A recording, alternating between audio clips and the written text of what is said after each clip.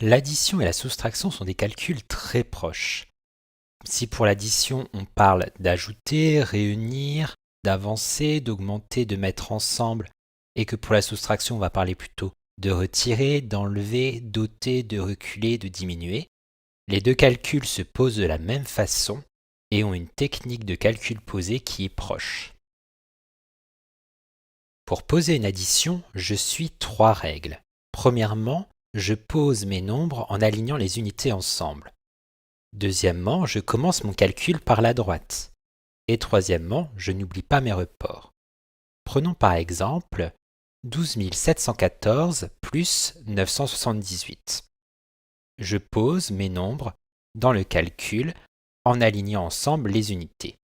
4 pour 12 714 et le 8 pour 978. Du coup, mes unités sont bien alignées, ainsi que mes dizaines, mes centaines, mes unités de 1000 et mes dizaines de 1000. Je peux maintenant commencer mon calcul en partant de la droite. 8 plus 4, ça me donne 12. Je pose le 2 en bas et je mets un report dans le rang des dizaines. Pour mes dizaines, j'ai 7 plus 1, 8 plus mon report, 9. Je passe maintenant aux centaines. 7 plus 9, ça me fait 16. Je mets le 6 en bas et je mets un report, la dizaine du 16, dans le rang des unités de 1000. Dans mes unités de 1000, j'ai 1 plus 2, ça me donne 3. Et dans les dizaines de 1000, 1 plus rien, ça me donne 1. Le résultat de mon calcul est 13 692. Pour poser une soustraction en utilisant la méthode par cassage, je vais poser mon calcul comme pour l'addition, tout d'abord en posant les nombres en alignant les unités entre elles, puis je commencerai mon calcul par la droite. Prenons par exemple 10 732 moins 917. Je pose mes nombres dans le calcul en alignant les unités entre elles. Pour 10 732, le chiffre des unités, c'est le 2, et pour 917, le chiffre des unités, c'est le 7.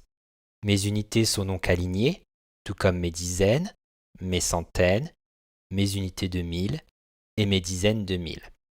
Je peux maintenant commencer mon calcul par la droite, par le rang des unités.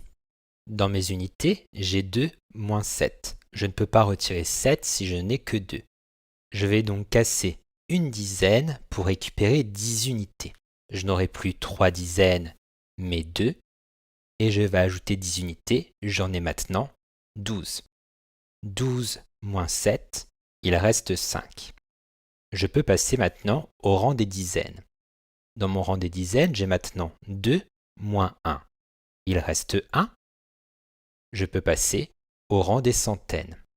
Pour mes centaines, j'ai 7 moins 9.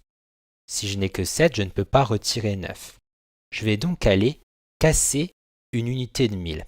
Mais je vois qu'il y a un 0 dans les unités de 1000. Je vais donc casser 10 unités de 1000 et il m'en restera 9.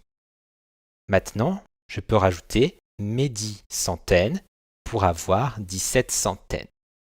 17 centaines moins 9, il en reste 8. Puis je passe aux unités de 1000. 9 moins rien, il reste 9. Et dans les dizaines de 1000, il n'y a plus rien. Je pourrais mettre un 0, mais comme il est tout à gauche, il ne sert à rien. Je peux le retirer. Le résultat de mon calcul est donc 9815.